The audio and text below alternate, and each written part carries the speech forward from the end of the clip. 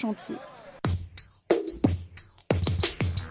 Prendre l'avion, admirer le paysage d'en haut, un rêve de gosse, le rêve de Marceau, un enfant ordinaire, et celui de Thibaut, un enfant extraordinaire. Attention à toi. Est-ce que ça va? Tu es bien installé? Bon, super. Être dans les airs grâce à l'opération Rêve de gosse, le Tour de France aérien organisé par les Chevaliers du Ciel a fait escale hier à l'aérodrome de Feurs-Chambéon. Tous les deux, on était trop intéressés par le paysage et du coup, on pensait plus à regarder le paysage plutôt qu'à discuter. Tu attendais ce moment depuis quand? Plus longtemps, C'est-à-dire des mois, des semaines? des mois. C'était un moment inoubliable parce que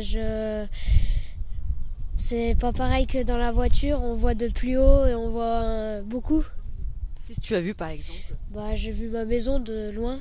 Ce rêve, 170 autres enfants, handicapés ou pas, ont pu le réaliser ensemble. 25 avions de tourisme et autant de pilotes ont été mis à disposition des enfants âgés de 7 à 14 ans.